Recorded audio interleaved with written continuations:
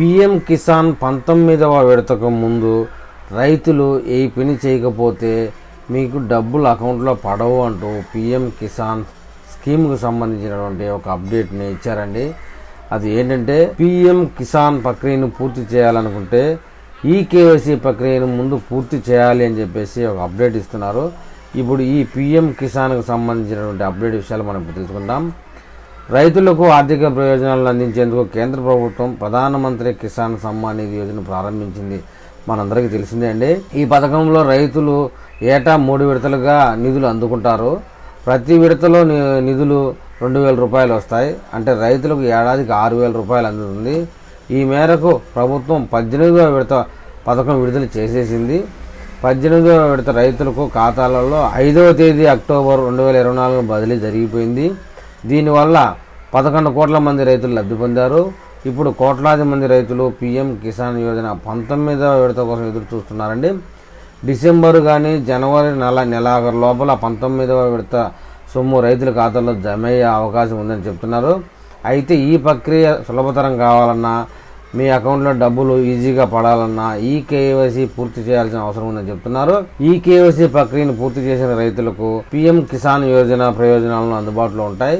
PM Kisan Yojana నిబంధనల ప్రకారం ఈ కేవైసీ అయితే కంపల్సరీగా మ్యాండేటరీగా చేయాలి అని చెప్తున్నారు.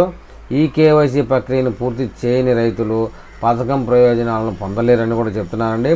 రైతులు ఆన్లైన్లో ఆఫ్లైన్లో ఈ కేవైసీని కూడా పూర్తి చేయవచ్చట. ఇది కాకుండా వారు ఆన్లైన్లో భూమికి సంబంధించిన డాక్యుమెంట్లను సమర్పించాలి.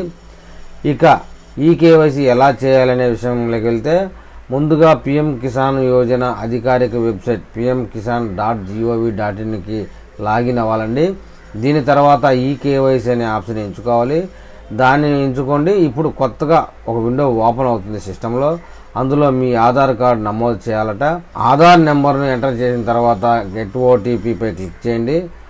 ఆ తర్వాత రిజిస్ట్రేషన్ ఫోన్ నెంబర్ ఓటీపీ వస్తుంది. ఫోన్ నెంబర్కి ఆ ఓటీపీని నమోదు చేయాలి. సమర్పించిన తర్వాత ఈ కేవైసీ ప్రక్రియ పూర్తయిపోయినట్లుగా మొబైల్ నెంబర్తో సహా పిఎం కిసాన్ యోజనకు లాగిన్ అయిన తర్వాత మీరు మీ భూమి ధృవీకరణ ఎంపికకు వెళ్ళి భూమి పత్రాలను సమర్పించవచ్చు. ప్రభుత్వ పథక నిబంధనల ప్రకారం కఠినతరం చేసిందండి.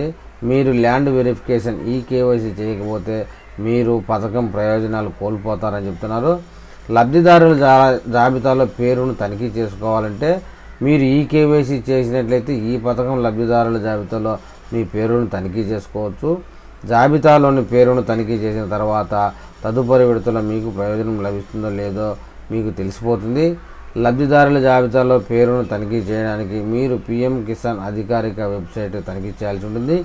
ఇప్పుడు లబ్ధిదారుల జాబితా ఎంపికకు వెళ్ళి రాష్ట్రము, జిల్లా, బ్లాకు, గ్రామము మొదలైన వివరాలను పూరించాలి.